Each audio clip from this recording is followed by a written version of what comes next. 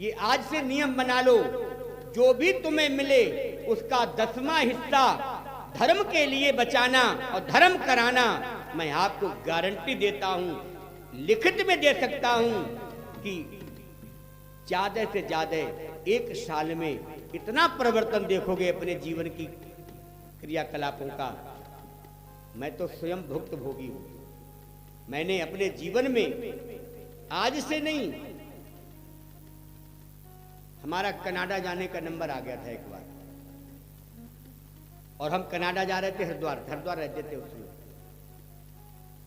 तो कनाडा से एक विजया लक्ष्मी शर्मा नाम की महिला आई थी, बहुत धारा प्रभा अंग्रेजी बोलती थी, संस्कृत भी बहुत अच्छी थी। हम उस समय आचार्य के छात्र थे, तो सत्संग में सुबह उन्हें आना हुआ, तो हमारे गुरुजी ने कहा ये कनाडा से विजया आई है, ये कुछ बोलना चाहती है, आप लोग 5 मिनट और रुको, इनकी भी सुन लो।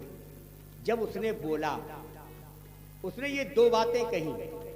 एक तो जीवन के अपने ऐम को मत तोड़ना, जो मार्ग आपको आज अच्छा लगे निश्चित कर लेना, उस मार्ग से कभी भटकना मत, उसी मार्ग में तुम्हारी हर आवश्यकता की पूर्ति होगी। दूसरा, जो तुम्हारे जीवन में तुम्हें प्राप्त हो वो 10वां अंश परमात्मा को के प्रति, धर्म के प्रति अपना भाव रखना। मैंने वहीं, मेरे पास आज भी वो पुस्तक है, जिस पुस्तक में मैंने बैक में उसमें वो दोनों बातें लिखी, और हमने कहा वचन देते हैं आज से इन 2 बातों को अमल करेंगे। और उसके 6 महीने के बाद ही हमारे जीवन में परिवर्तन आया कि हमें कनाडा जाने का न्योता मिल गया। क्योंकि थोड़ा बहुत कथा बोल लेते थे, प्रवचन सुना देते थे, हारमोनियम बजा लेते थे, रामायण पढ़ लेते थे। उसने उस दिन वो कुछ देखा हुआ क्रियाकलाप, तो उसने महाराज जी से कह दिया, जो वो आचार्य जी थे ना, उनको हमारे यहाँ भेजो। लेकिन महाराज जी ने हमें नहीं बताया। 5 बच्चों के इंटरव्यू हो गए। जब वहां से स्पेशल हमारा नाम आया तो हम तो खुशी के मारे ठिकाने नहीं रहे। हमने अब तो हम कनाडा चले जाएंगे और वहां खूब पैसा कमाएंगे। विद्यार्थी जीवन था। एक हमारे शिक्षक गुरु जिन्हें हम बहुत मानते थे, वो हमें बहुत मानते थे। उनके घर गए, गुरुजी आज महाराज जी ने बुलाया, कनाडा जाने की बात है, 2 फोटो मंगवाए गए हैं, मार्कशीट देनी है। हमने कहा पहले आपका आशीर्वाद ले आए।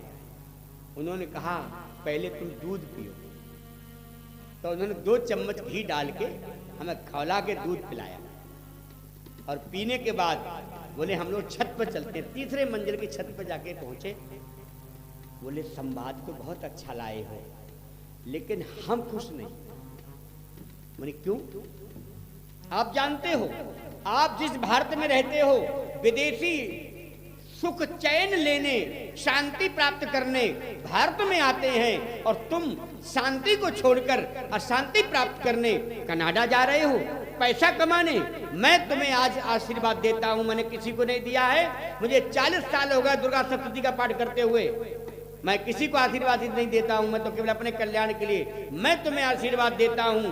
तुम भारत में ही वो काम करोगे जो कनाडा वाले नहीं कर पाएंगे। अब आप समझ लो, महाराज जी से हम हाँ करे आए हैं, और जो हमारे शिक्षा गुरु हैं उन्होंने ऐसी बात कह दी। तो मैंने कहा मैंने आज तक आपकी कोई बात काटी नहीं है, आज भी नहीं काटेगा। हम गए, हमने उनका नाम नहीं लिया, हमने महाराज जी उनसे नाराज होंगे। हमने कहा महाराज जी, रात को हमने अपने घर पर बात की, और उसी वर्ष हमारी शादी हुई। तो हमने कहा, हमारे घर वालों ने महाराज जी बाहर जाने को मना कर दिया, हमारी बात कराओ। कैसे मूर्ख हैं घर वाले, तुम नहीं जानते हो 1.25 लाख रुपया महीना तुम्हें मिलेगा, और ये करोड़ों में पहुंचेगा आगे। सारे संबंधी रिश्तेदारों को खूब चयन कर देना, तुम्हारे लिए वहां से डिमांड हुई है। हमने कहा नहीं, हम जिनकी आज्ञा का पालन करते हैं, उनकी आज्ञा की अवहेलना नहीं करते हैं।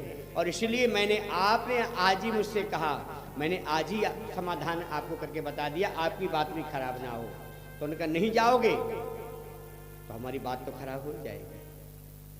हमने नहीं बात खराब हो, उस महिला से हमारी बात कराई गई। उन्होंने हमें हिंदी में, संस्कृत में, अंग्रेजी में बहुत मोटिवेट किया। मैंने कहा आऊंगा, मुझे आप बुलाओगे वहां तो मैं आऊंगा, लेकिन अपने देश की संस्कृति लेकर आऊंगा और अपने राष्ट्र की महिमा गरिमा के अनुरूप आऊंगा और भगवान के नाम का प्रचार प्रसार करने आऊंगा, वहां का नागरिक बनने नहीं आऊंगा। क्योंकि वहां जब बुलाया जा रहा था तो नागरिक बनाया जाता था। नागरिक बना के एक संस्था सौंपी जाती थी। उस संस्था से लाखों करोड़ों रुपया आज अपने देश में हम भेज सकते थे, लेकिन गुरु आज्ञा गरीब से। इसके बाद नौकरी छोड़ी, नौकरी लग गई, नौकरी भी छोड़ी। केवल मन जहां लगा, वो कहावत है ना, मन लागो मेरो यार फकीरी में, मन लागो मेरो यार फकीरी में, मन लागो मेरो यार फकीरी में, मन लागो मेरो यार फकीरी में। जो जो सुख है भजन में, जो सुख है श्री राम भजन में, जो सुख है श्री राम भजन में, जो सुख है श्री राम भजन में, वो सुख नाए अमीरी में। जय हो। मन लागो मेरे यार फकीरी में, मन लागो मेरो यार फकीरी में, मन लागो मेरो यार फकीरी में, मन लागो मेरो यार फकीरी में। आप समझिए, हमें लगता है हमें हमारे भगवान ने बचा लिया। अगर हमारे जीवन में सिद्धांत नहीं होते, आज उन जो हमारे मित्र गए हैं, हमारे सहपाठी हैं, कभी कभी उनसे भी बात होती है, वो ये कहते हैं आपके बारे में मैं हरिद्वार कई बार सुन चुका हूँ। जिस गुरुकुल से आप पढ़ के गए, उस गुरुकुल में आपने कई बार कथा की है। जिन गुरुओं ने आपको पढ़ाया, वो गुरु आपकी कथा बैठ के सुनते हैं, और फिर जब हम उनसे मिलते हैं तो हमें बताते हैं, तो हमें ये सुख मिलता है। हम इतना धन कमा के उनके दिल में अपनी जगह नहीं बना पाए, और वो सब लोग आपका आदर आज भी ऐसा है। हरिद्वार हम जाएं तो जो हमारे उसमें प्रधानाचार्य थे, आज उनके घर पे जब हम जाते हैं तो वो हमें विदाई देते हैं और कहते हैं नहीं, पैर नहीं छुआते, कहते नहीं, अब तुम ऐसे व्यास गद्दी पर बैठे हो, इसलिए अब हम तुम्हें नमन करते हैं। और ये उनके प्रति श्रद्धा है।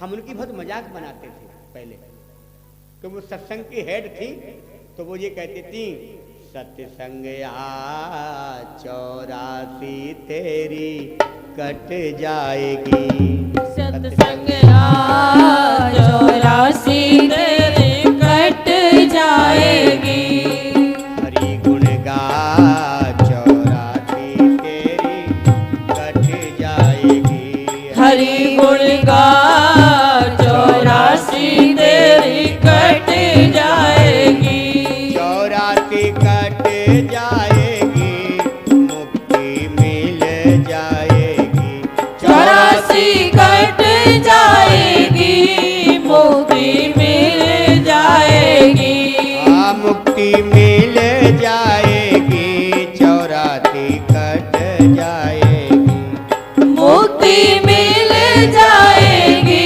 84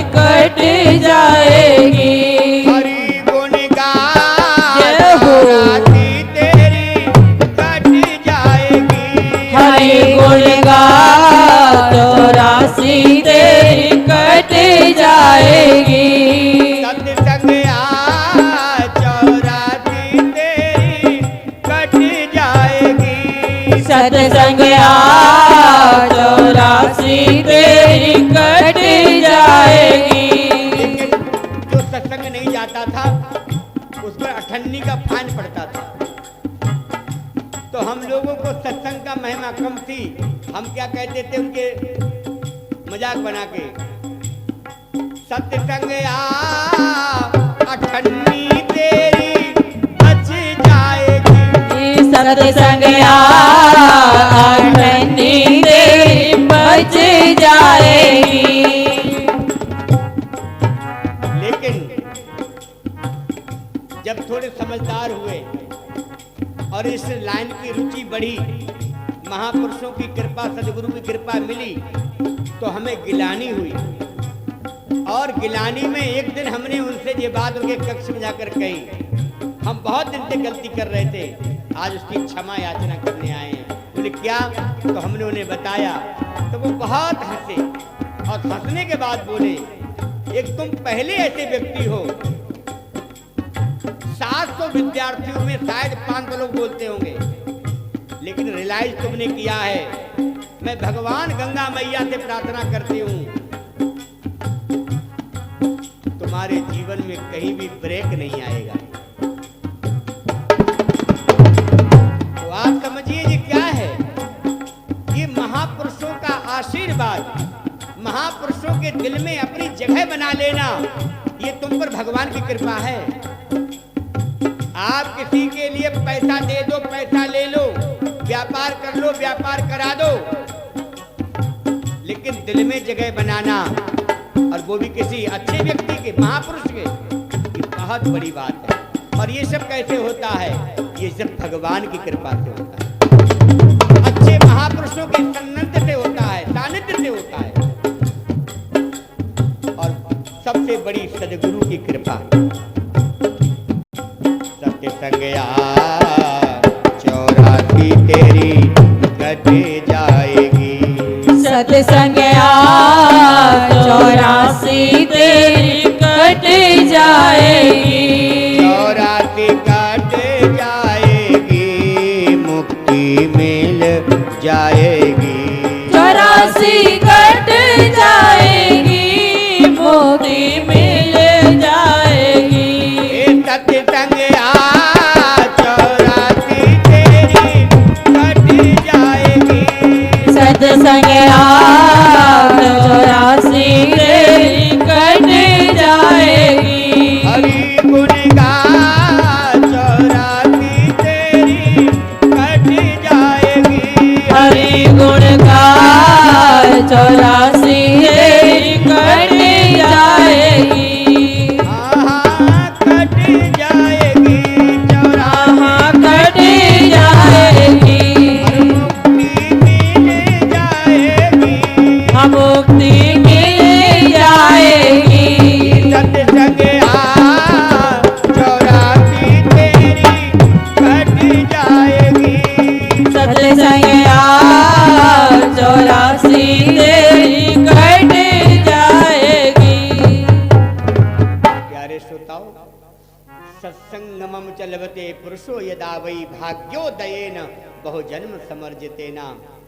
हम जिस गुरुकुल में पढ़े, सुबह 5 बजे से लेकर 6:30 बजे तक सत्संग होता था, रोज 1.5 घंटे।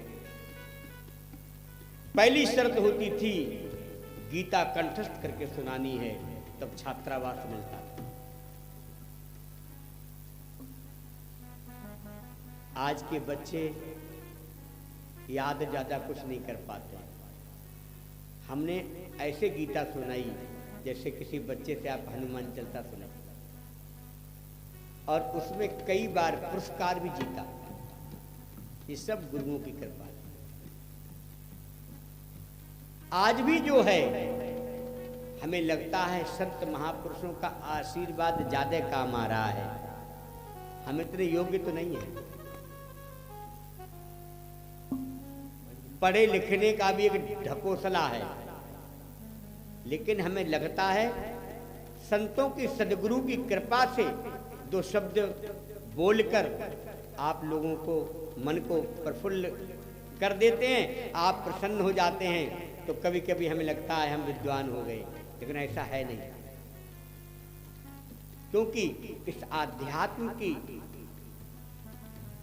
श्रेणी में कितने कितने विद्वान आए, अपने आप को विद्वान कभी नहीं कह पाए। ऐसे ऐसे वक्ता जिनके भागवत स्वरूप में हम तो ठाकुर जी लाके रखते हैं, विराजमान कराते हैं, उनके प्रणाम करने से वहां ठाकुर जी बैठ जाते थे, और जब तक कथा चलती थी तब तक ठाकुर जी उनकी व्यास गद्दी से हटते नहीं थे, और जब वो नमन करते थे तब ठाकुर जी वहां से विदा हो जाते। उन संतों का भी हमने दर्शन किया, और ये घटना उन संतों के हमने मुखारबिंद से सुनी, एकांत में कक्ष में। हमें लगा इतने उच्च कोटि के वक्ता, जिनके पास संगीत का ज्ञान नहीं, मजीरा बजाना नहीं जानते थे, जब कथा सुनाते थे तो 10-10 हजार लोग बैठते थे, कहीं सुई भी गिर जाए तो उसकी भी आवाज आ जाए, इतनी शांति होती थी उनके पांडाल में। और वो समय वही था।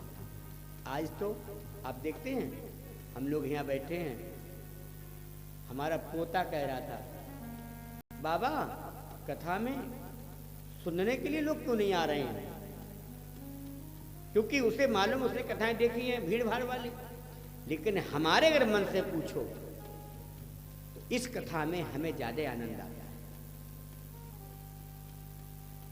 किसी भी विषय पर मन के अनुसार, सदगुरु की कृपा ज्ञान के अनुसार दो शब्द कहने में सरलता लगती है, भीड़ के कार्यक्रम में लगता है अब कितनी देर हो गई, भजन सुना दो उनके लिए, थोड़ा नचा भी दो। अब हमें शाम को कथा वहां पहुंचानी है, यहां कोई झंझट नहीं। हमने विचार किया कि प्रभु ऐसी कृपा कर दो, ऐसी 2 घंटा कथा रोज होने लगे।